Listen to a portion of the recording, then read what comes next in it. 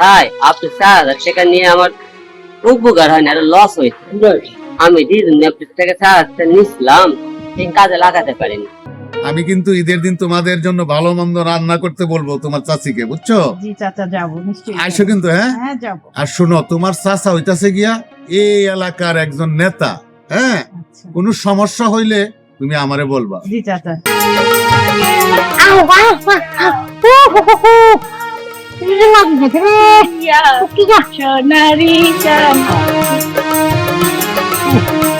তুমি যদি চাও তোমাকে আমি ইটালি পাঠাইতে পারি। ইটালিতে মেয়ে ছেলের অনেক খাবার। কি পাওয়ার? ওখানে গেলে টাকা ইনকাম করতে পারবা। টাকা দিয়ে কি করবো? আমি বিয়ে করতাম। রাইট? কি 5,000 টাকা মাঝে তোমার আদরকে বিয়ে করে আমি নিজে পাগল হয়ে যাই। এটা কি সঙ্গ?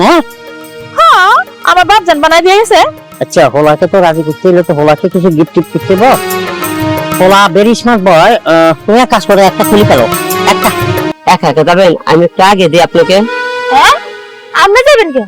না, দিন যেমন ভালো না তো, এই জন্য মনে করছিলাম একটু আপনাকে একটু আগে দিয়ে আসছি। ও, আমরা তো বিয়ের সময় আমি আসছিলাম আরে।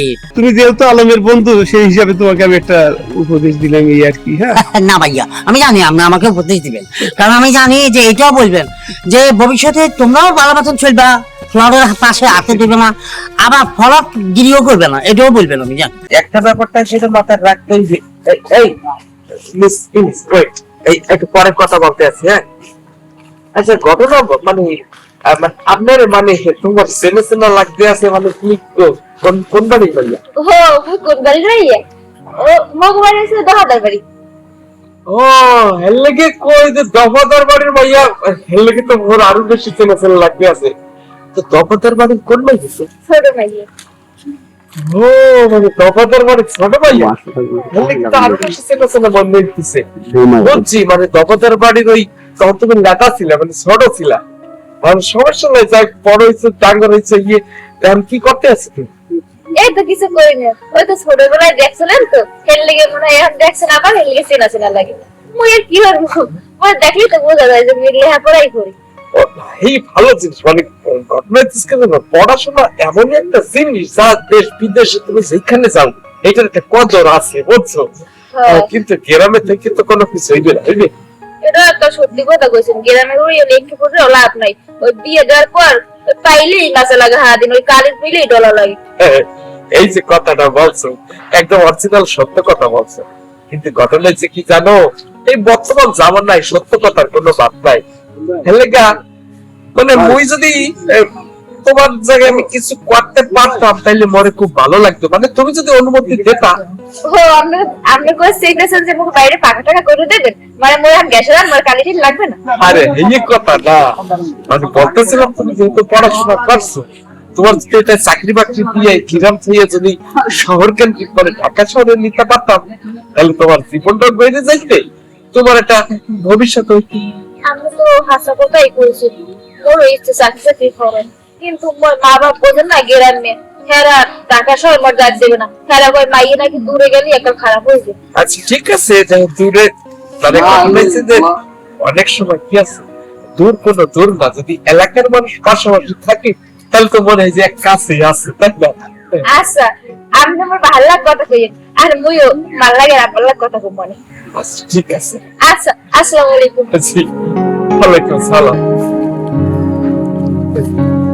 ঘটনা সেই লেদাকালে দেখছি, কত ছোট ছিল, এখন ডাঙ্গরেই দেখছি। যাক,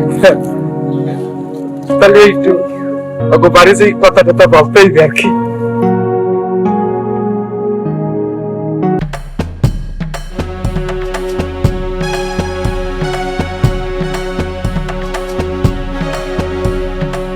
আরে আলম দা, আপনি এখানে? আরে বাচ্চা, আরে ভাই, মহা বিপদ আছে, আপনারই তো খুঁজছি। বসো বসো, বলো কি বিপদ তোমার? আরে ভাই, এমবিএ কমপ্লিট করে এখনো চাকরি বাকরি পাচ্ছি না, মহা বিপদ আছে।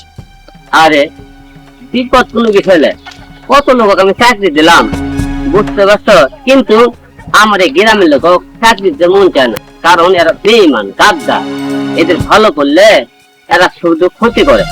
তবে তোমার বিষয়টা ভাবে দেখা যায়, তুমি এলাকার ভালো ছেলে, তোমার লেখাপড়া অনেক, তোমার চাকরি ব্যবস্থা করা যায়। বুঝতে পারছো? ভাই আমি চাচ্ছি আমার নিজের যোগ্যতা আমি চাচ্ছি করি। আমি ভালো স্টুডেন্ট, ভালো পড়ালেখা করেছি, ভালো ভার্সিটি। হ্যাঁ আমি তো চাই তুমি ভালো ছেলে ভার্সিটি থাকবা। শোনো, তোমার দেখে আমার খুব কষ্টই হয়। তুমি আমার নেকায় এই কাজ করলে কেন বসে থাকবা? আতরে পাতরে ঘরে তুমি তো কথা বলে তোমার বড় বড় চাকরি হবে, মানুষের চাকরি দিবা, মেলা টাকা ইনকাম হবে।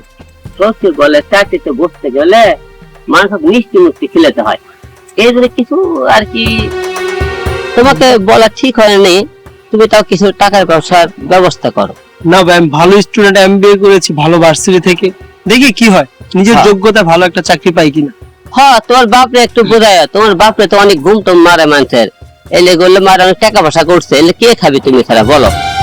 তুমি একটু বাবাকে বলে ব্যবস্থা করো। আর শোনো, আমি যে তোমার মিষ্টি খাওয়ার টাকার কথা বলছি, তোমার বাবাকে অথবা এই জন্য কাউকে যেন বলো না। আরে না ভাই কি বলেন, এইসব কি বলার কথা? ঠিক আছে, তুমি যাও, আমি দেখি তোমার জন্য কি করতে পারি।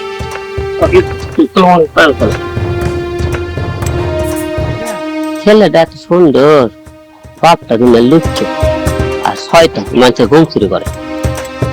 দেখ,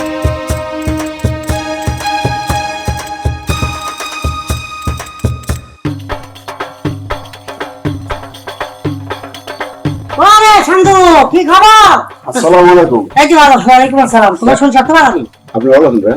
হ্যাঁ ভাইয়া ভাইয়া বললো না, তোমার বয়স তো মেলা হয়ে গেছে, আমার তো বয়স তোমার কাছাকাছি যাইতাম আমি না। তাহলে কি অবস্থা? ছাবি ও মা আনছি তুমি দেখ। এখন বিয়ে করবে, শাদী করবে, আপনি কি বলেন ভাইয়া? ভাইয়া ভাইয়া বলি আপনার বিয়া শাদী কেমনে করবা? বিয়া শাদী করতে হলে তো ভাবছি একটা ব্যাপার আছে, ভাবছি তো আর বাংলাদেশে ভাবা যায় না। বাংলাদেশের মাইয়া ওনারা এখন স্মার্ট পোলা করে, আরে তোমার মতো জন পড়াটা করে না। শুনুন ভাইয়া, আমার পড়াটা করছি, চাকরি হয় না, এই জন্য অনেকগুলি এই যে দেখেন কতগুলি পাথর দিচ্ছি। আমার পড়াটা চাকরি হয়ে যাবে, তারপর আমি একদম সবচেয়ে সুন্দর একটা মেয়ে থেকে বিয়ে করবো। জং জং জং জং জীবনটা জংয়ের মতো চলে যাবে। যে মোবাইল ছাড়া আবার তেল ছাড়া গাড়ি যেরকম চলে না, তোমার অবস্থা হয়েছে স্ত্রী ছাড়া স্বামী যেমন একটা হওয়া চলতে পারে না।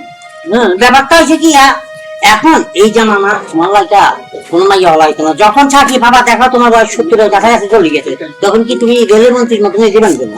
শুনেন, আমি যে ইয়ে দিচ্ছি, পাথর লাগাইছি, অনেক টাকা আমি পাওয়া যাবো, দিতে চলে যাবো, অল্প করে অনেক টাকা ইনকাম করে আমি তোমাকে নিব মাইয়া, বিদেশি মাইয়া বিয়ে করাবো, ক্যাটারি মাইয়া, তোমার আবু ধাবির মাইয়া, মাইয়া তো বাংলা বলতে পারে না। তোমাকে দেখি মনে মাইয়া পছন্দ করে ফেলবো, কোন দেশে যাবে খাও আমাকে বলো, একবার মুক্তি ফুটে বলো। বিদেশ নিবেন? আচ্ছা আমি তো বিদেশে ভিসা করেন, ভিসা দেই। আরে আগে বলবেন না, তাহলে তো আমি ওই ব্যবস্থা আগে আমি ঢুকতাম। আচ্ছা অসুবিধা নেই, তুমি এক কাজ করো, তোমার ভিসা টিসা সব রেডি করে ফেলবো, মাইয়া সহ।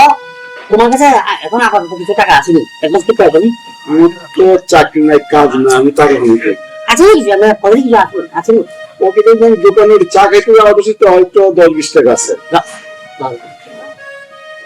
আচ্ছা ওদের দি ফেলো, দি ফেলো, আমি তোমার একটা কাজ করে, ইয়া আমরা চা দোকানে যাই, একসাথে চা খাই, নাহলে দুটো চা খাওয়া হইলো। না না, চা খাইলে তো আমার পুরো 20 টাকা চলে যাবে। দি ফেলো তো, দি ফেলো, দেখ কাতারি মাইয়া কোন দিছে আমাকে। তাহলে তো আমার চা খাওয়া হইলো না। থাক, তুমি চা দিয়ে কি করবে? একটা মাইয়ার দরকার, টাকা পয়সা হলে তুমি চা খাবে, কফি খাবা। দি ফেলো, হ্যাঁ যাও দি ফেলো, বিয়ে হলে তো দি ফেলো, দি ফেলো। আমার বিদেশ নেবেন, আমি কনফার্ম কনফার্ম, তোমার বাসা দেখ, ভিসা দি ফেলো। আমার 30 টাকা আছে। 30 টাকা দি ফেলো। না না, 10 টাকা আমি চা খাওয়ার জন্য রাখি, আর 20 টাকা আমরা দিলাম। আচ্ছা ঠিক আছে, ঠিক আছে, আমাদের লক্ষ্য রেখে। আচ্ছা, আসসালামু আলাইকুম। ওয়ালাইকুম আসসালাম। হ্যাঁ ইন্দুরে বাচ্চা 20 টাকা গেল বিক্রো, বুঝতে পারা তোর মাইয়া দিয়ে কোন সকালে বাচ্চা রে। হ্যালো বেবি, বাবা এই যে ভাই, আজ কয়দিন ধরে দেখতাছি আপনি কখনো দোকানের সামনে, কখনো মসজিদের বারান্দায় শুয়ে থাকেন। বলো নাকি আপনার কোনো সমস্যা আছে, কোনো ঝামেলা আছে? ভাই ঝামেলার কথা কই আর কি ভাই, জীবনটাই ভাই, জীবনের প্রতি আর দয়া মায়া নাই, মরে গেলে ভালো। আরে কি কইতাছেন এসব আবল তাবল? সমস্যাটা কি এটা কর? ভাই সমস্যা তো কত বছর থেকে কইছি, যে নিজে করে হাতে তুমি চলে গেছে, এত বড় কষ্ট আর কি বলবার। আরে ভাই, মানুষ যখন কষ্টে থাকে অনেকের কাছেই কয়, অনেক ঝামেলা থাকে অনেকের কাছে কয়, অনেকের আমি তো আর এক না। আপনি কার সাথে কথা বলতেছেন তার পরিচয় জানেন? জি, আমি কে? আমি এই গ্রামের নেতা। সমস্যাটা কি বলেন আমাকে। যাক, মানে তাহলে তো হয়তো অনেক উপকার হবে। আল্লাহ আল্লাহ একটু মুখের দিকে এড়িয়ে যাইছে ভাই।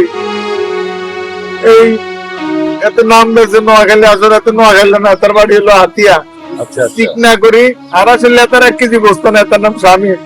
এত আল্লাহকে খাইছে, রয়েছে, ঘুমাইছে একসাথে, এত আলগা চুরি চালাইছি, এত যে কই গেছে। স্বামীর চিনছি, ওই হারামজাদা তো আদম ব্যবসা করে। ও ভাই, ওর লাগে কি সমস্যা হয়েছে?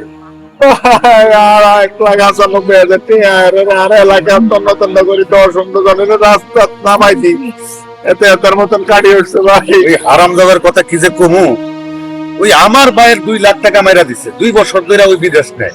এরকম চিটারি বাটপারি করে গ্রামের অনেকের কাছ থেকে টাকা পাঠে না। পরে এই ধরতে পারি না, আসে ফট করে চলে যায়।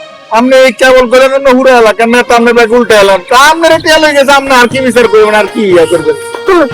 এটা অশান্তি সৃষ্টি করবে। শোনো, ওই হারামজাদা শুধু আমার টাকা নেয় না, ওই হারামজাদা অনেকেই জায়গা জমি বিক্রি করে হারামজাদার টাকা দিচ্ছে। ওরে ধরবার লাগে আমি ওরে খুঁজতাছি।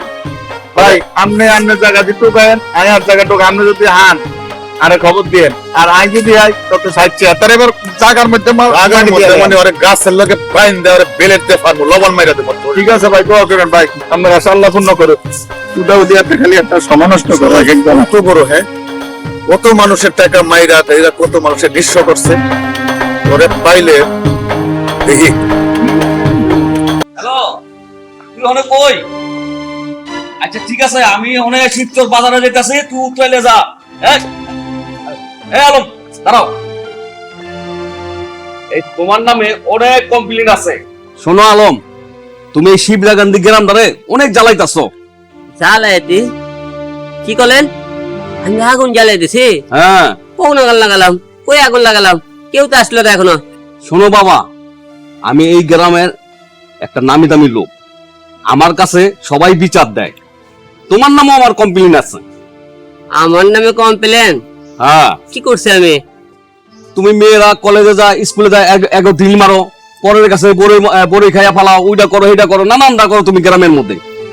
হ্যাঁ, আমি তো নানানটাই করি। আর আপনার নামে তো কত রিপোর্ট।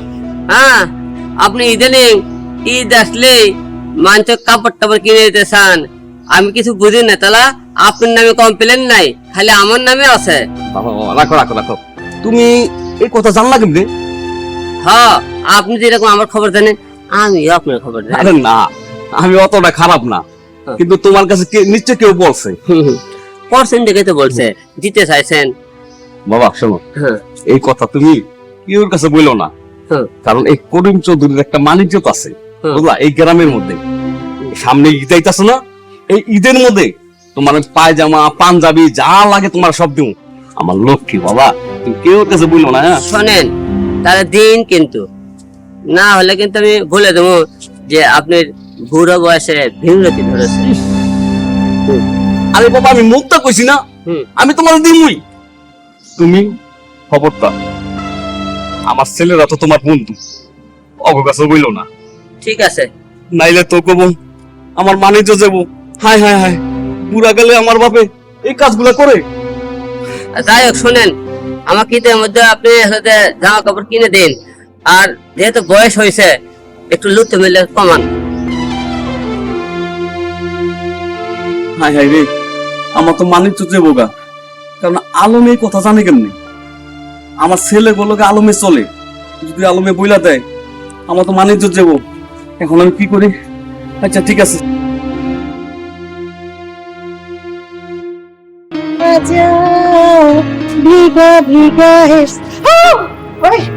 আপনারা করতেছেন কে? হ্যাঁ ভাবি, আপনি ভয় করেন কে? লাঠি নিয়ে আপনি কি করতেছেন? আমি টিকটক বানাইতেছি। আর টিকটক বানাইতেছেন দেখেই তো আমি একটু লাঠি নিয়ে, আমার হাতে তো সবসময় লাঠি থাকে। অনেক সুন্দর লাগতেছে আপনারা, বুঝছেন? গান গাও। মেরে দিল में पुकारे आजा, मेरे गम के सहारे आजा, তুমি মরে করতে হবে আমি তোমারই করতে হবে কিন্তু তুমি তো চাইলে মরে করতে পারবে কারণ তুমি তো পোলা মানুষ আর মেয়েরা তো চাইলেও করতে পারে না কারণ ওই যে একটা কথা আছে না মেয়েদের বুক ফাটে তো মুখ ফাটে আসলে আমার কাছে হলো গিয়া কানাডা আর আমেরিকার ভিসা আছে। কি বলেন সাহেব ভাই? আপনার কাছে কানাডা আমেরিকা বিষয় হয়েছে? তো কি তুমি কি মনে করো? হ্যাঁ, ও গ্রামে আসি মাঝে হাতে হাতে ভিসা ধরে দেয় দেখি। সাহেব ভাই আসলে তো আমার আমেরিকা কানাডা দুই দেশে যাওয়ার ইচ্ছা করে, আচ্ছা, তো আসলে তো আমি গরিব মানুষ আর অর্থনৈতিক ভাবে সচ্ছল না, আমার তো আর এত টাকা দেওয়া সম্ভব না। আচ্ছা, অসুবিধা নাই। তোমার কাছে কি লাখ 5,000 টাকা বলে গেল? পুলিশ আপনারা খুঁজতেছে। কেন বাবা, আমি কি করলাম বাবা? আপনি অরিন বাড়াইছে। আমি তো বাবা কিছু করি নাই।